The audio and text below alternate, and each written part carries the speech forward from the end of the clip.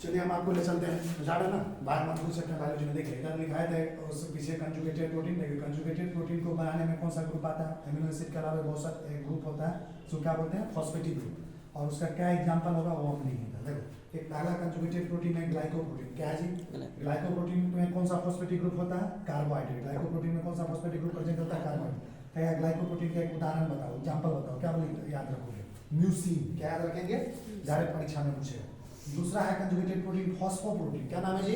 तो आया नजदीक से लो, क्लियर नहीं दिख रहा है? हाँ, फॉस्फोप्रोटीन। फॉस्फोप्रोटीन में कौन सा फॉस्फेटिक ग्रुप है? फॉस्फेट। क्या है जी?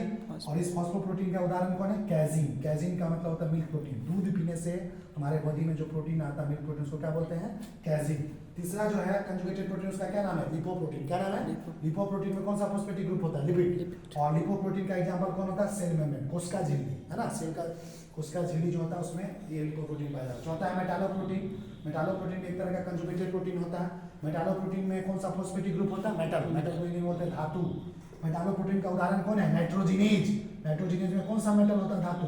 मोलिब्डेनम। कौन सा होता है जी? हेमो का मतलब हुआ मोलिब्डेनम। आगे देखो अगला जो कंजुगेटेड प्रोटीन है न्यूक्लियोप्रोटीन। न्यूक्लियोप्रोटीन को बनाने वाला जो फॉस्फेटिक ग्रुप होता है वो कौन सा होता है? न्यूक्लिक एसिड, न्यूक्लिक अम्ल जिसको बोलते हैं। न्यूक्लियोप्रोटीन कहाँ पाया जाता है? वायरस में पाया जाता है, क्रोमेटिन में पाया जाता है। अगला जो है कंजुगेटेड प्रोटीन, उसका नाम क्या है जी? क्रोमोप्रोटीन। क्रोमोप्रोटीन में कौन सा फॉस्फेटिक ग्रुप होता है? पिगमेंट। कौन सा होता है? क्रोमोप्रोटीन का उदाहरण में कौन कौन आता है? हीमोग्लोबिन, जिसको एचबी बोलते हैं। लास्ट जो है कंजुगेटेड प्रोटीन, उसको बोलते हैं फ्लेवोप्रोटीन। क्या बोलते हैं? फ्लेवोप्रोटीन को बनाने वाला फॉस्फेटिक ग्रुप कौन होता है? एफएमएन और एफएडी। और फ्लेवोप्रोटीन का एग्जांपल कौन होता है? Succinate dehydrogenase. कौन सा एग्जांपल आता है जी? Succinate dehydrogenase. आगे देखो रोल्स, आपका प्रोटीन का रोल्स क्या होता है? प्रोटीन क्या क्या काम करता है? प्रोटीन का फंक्शन क्या होता है? हमारे बॉडी में कौन कौन सा रोल प्ले करता है प्रोटीन? सबसे पहला काम देखो एज स्ट्रक्चरल कंपोनेंट, ये स्ट्रक्चर बनाने में आता है काम प्रोटीन। जैसे कोलाजन में है, इलास्टिन प्रोटीन, सब स्ट्रक्चर बनाने में काम आता है। दूसरा प्रोटीन का इस्तेमाल हम लोग इंजाइम के रूप में भी करते हैं। बायोकैटालिस्ट, हमारे शरीर में जितना भी रिएक्शन होता है बायोलॉजिकल रिएक्शन, उसको कंट्रोल कौन करता है? इंजाइम। कौन करता है? तो वो भी इंजाइम क्या होता है? एक तरह का प्रोटीन होता है। आगे यहाँ पर फोकस कीजिए।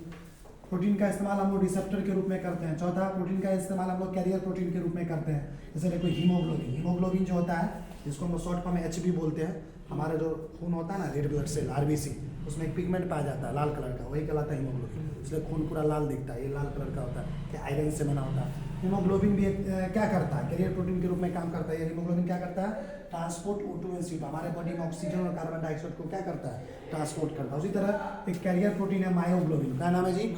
मायोग्लोबिन क्या करता है? रेड मसल फाइबर जो है उसमें ऑक्सीजन को स्टोर करता है। समझ में आ रहा? पी प्रोटीन क्या होता है? पी प्रोटीन जो है क्या है? पी प्रोटीन जो transport of organic solute, plants में क्या करता है?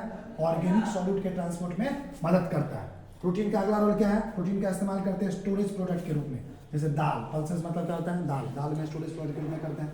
प्रोटीन का इस्तेमाल करते हैं एसिड बेस बफर के रूप में। प्रोटीन का इस्तेमाल करते हैं हार्मोन्स के रूप में। समझ में आ रहा? जैसे देखो कौन कौन सा हार्मोन हमारे बॉडी में? इंसुलिन हार्मोन है, हार्मोन्स ऑफ पिट्यूटरी ग्लैंड है। 9वां 8वां, it plays an important role in immunity. Immunity मतलब एंटीबॉडी के रूप में, इम्यूनोग्लोबुलिन्स के रूप में काम करता है। हमारे बॉडी में एक करा है, देखो कोई भी बीमारी हमको अटैक करता है तो जिस इंसान का इम्यून सिस्टम जितना तगड़ा होता है उसको बीमारी कम अटैक कर पाता है।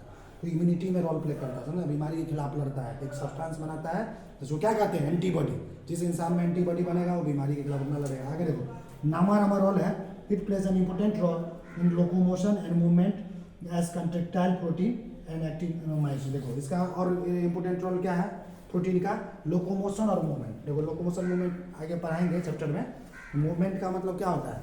एक लोकोमोशन का मतलब होता है जैसे एक जगह से दूसरी जगह जाना। जैसे हम यहाँ से कर्पूरी चौक है ना, यहाँ से मढ़िया गए, एक जगह से जगह चेंज कर रहे हैं ना, तो ये क्या कहलाएगा? लोकोमोशन। अगर मान लो हम यहीं पे हैं, हाथ हिला रहे, ऐसे मुंह हिला रहे, ऐसे गर्दन हिला रहे, सब क्या हुआ? मूवमेंट। एक ही जगह रह के अपना बॉडी पार्ट्स को करना, तो उसका कहलाता है मूवमेंट। जगह चेंज करेंगे तो उसको क्या कहेंगे? लोकोमोशन। जिसमें मदद करता है प्रोटीन, जैसे कंट्रेक्टाइल प्रोटीन है जिसमें नाम क्या आता है? एक्टिन और मायोसिन का। समझ में आ रहा ना? उस बरोबर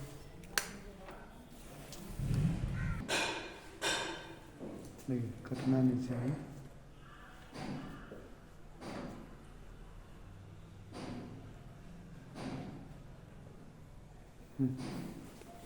बस लगातार लेते हैं।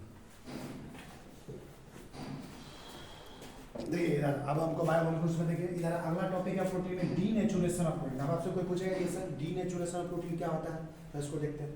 Loss of confirmation of protein is called denaturation protein. जैसे तुमको पता है ना, प्रोटीन का अपना एक कन्फर्मेशन होता है, प्रोटीन का अपना स्ट्रक्चर होता है।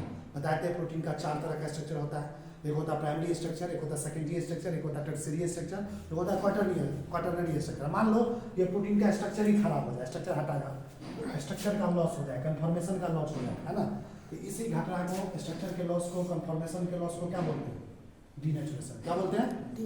अब लोग protein is denature in presence of certain agents like heavy metals और ड्यू टू चेंजिंग पीएच। अगर प्रोटीन का डीनेचर होता कैसे है, प्रोटीन अपना स्ट्रक्चर कैसे खो देता है, प्रोटीन अपना कन्फर्मेशन कैसे खो देता है, इसके बहुत सारे कारण हैं। पहला है कि कुछ एजेंट्स होते हैं जैसे हैवी मेटल, इसको क्या बोलते हैं, हैवी मेटल की उपस्थिति में इसका डीनेचुरेशन हो जाता है। और पीएच बदलने से, पीएच समझ लो ना, पीएच अगर बदल जाएगा तभी प्रोटीन का क्या हो जाता है, डीनेचुरेशन हो जाता है, मतलब उसका कन्फर्मेशन लॉस हो जाता है। आगे देखो यूज ऑफ थर्मल एनर्जी का डीनेचुरेशन। और देखो हीट से एनर्जी मिलता है जिसको बोलते हैं थर्मल एनर्जी। थर्मल एनर्जी का इस्तेमाल करके भी क्या हो जाता है, denaturation. Denaturation of protein is a result of disruption of non-covalent interaction which are responsible for particular conformation। और दूसरा कारण और भी कारण ये है कि प्रोटीन के कंफर्मेशन के लिए, प्रोटीन के पार्टिकुलर कंफर्मेशन के लिए कौन रिस्पॉन्सिबल होता है, कोवैलेंट इंटरेक्शन। कौन होता है जी, कोवैलेंट इंटरेक्शन की वजह से प्रोटीन का कंफर्मेशन होता है। अगर मान लो कोवैलेंट इंटरेक्शन भी खराब हो जाए तो प्रोटीन का क्या हो जाता है, डीनेचुरेशन। आगे देखो, but in denaturation of protein primary structure of protein is not change because peptide bonds और polypeptide chains are not disable करा। लेकिन प्रोटीन का जब डीनेचुरेशन होता है ना, एक स्ट्रक्चर जो है प्रोटीन का वो कभी बदलता नहीं है। कौन सा, प्राइमरी स्ट्रक्चर जो होता है वो बदलता नहीं, वो जैसा रहेगा वैसा ही रहेगा, समझ आ रहा। लेकिन क्योंकि पेप्टाइड बॉन्ड्स होता है पॉलीपेप्टाइड चेन्स का, डीनेचुरेशन के बाद भी डिस्टर्ब नहीं होता, मतलब टूटता फूटता नहीं, बस बना ही रहता है, समझ रहा। इससे प्राइमरी स्ट्रक्चर पे कोई फर्क नहीं पड़ता। It is the primary structure of protein which determine the confirmation of protein. तुमको पता होना चाहिए ये प्राइमरी स्ट्रक्चर ही है प्रोटीन का जो प्रोटीन के कन्फर्मेशन को क्या करता है, डिटरमाइन करता है। तो अगला लिखा हुआ है रीजन्स ऑफ डीनेचुरेशन प्रोटीन, मतलब प्रोटीन का जो डीनेचुरेशन हुआ, प्रोटीन के कन्फर्मेशन का लॉस हुआ, इसका कारण क्या है, समझ रहा, रीजन्स। तो इसके 2 कारण हमने लिखा है। सबसे पहला कारण देखो, confirmation of certain proteins is attend in presence of catalytic protein. को पता है किसी भी खास प्रोटीन का कन्फर्मेशन किसके प्रेजेंस में आता है, कैटालाइटिक प्रोटीन्स के प्रेजेंस में आता है। किसके प्रेजेंस में, कैटालाइटिक प्रोटीन। कैटालाइटिक प्रोटीन में किसका एग्जांपल आता है, चेपेरोन्स, चेपेरोनीज, पॉलीपेप्टाइड चेन बाइंडिंग प्रोटीन जिसको पीसीबी बोलते हैं। ये जो जितने भी चीज़ होते हैं कैटालाइटिक प्रोटीन, जैसे चेपेरोन्स हुआ, चेपेरोनीज हुआ, पॉलीपेप्टाइड चेन बाइंडिंग प्रोटीन हुआ, इसी के प्रेजेंस में प्रोटीन का क्या आता है, कन्फर्मेशन आता है। क्या आता है जी, conformation. In absence of chaperones protein fail to begin. अगर मान लो ये सब जितने भी चीज़ है, जैसे कैटालाइटिक प्रोटीन जितने भी चीज़ है, जैसे चेपेरोन्स है, चेपेरोनीज है, पॉलीपेप्टाइड चेन बाइंडिंग प्रोटीन, अगर ये उपस्थित नहीं रहा, एब्सेंट रहे, तो उसके साथ प्रोटीन क्या करता है, अपने कन्फर्मेशन को लॉस कर देता है।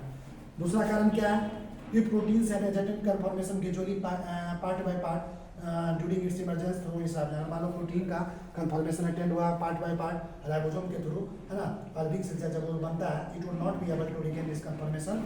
लेकिन तब डीनेचुरेशन के बाद उसका कन्फर्मेशन लाना संभव नहीं होगा। ये 2 कारण है जिसके वजह से प्रोटीन का क्या होता है, डीनेचुरेशन होता है। अब देखो प्रोटीन की कहानी आपको खत्म हो गया। अगला टॉपिक है आपका इस चैप्टर में इंजाइम्स। क्या है जी, इंजाइम्स। बायोमोलिक्यूल चैप्टर में हम लोग देखेंगे इंजाइम्स क्या होता है। इंजाइम्स के बाद फिर पढ़ाएंगे लिपिड्स, उसके बाद ये चैप्टर खत्म हो जाएगा। जब ये बायोमोलिक्यूल चैप्टर खत्म होगा तो सेल वाला यूनिट जो है, 3 चैप्टर जो बायोलॉजी में पढ़ना था, cell the unit of life, cell chapter, cell division, cell cycle and cell division, तीसरा बायोमोलिक्यूल, ये खत्म हो जाएगा। तो एक यूनिट आपका बायोलॉजी का खत्म। फिर उसके बाद अगला यूनिट में हम आएंगे डाइवर्सिटी। डाइवर्सिटी चैप्टर में आएंगे, डाइवर्सिटी वाले यूनिट में आएंगे, उसमें 4 चैप्टर आता है। फिर उस 4 चैप्टर को बायोलॉजी में डिस्कस करेंगे। तो फिर मिलेंगे नेक्स्ट लेक्चर में।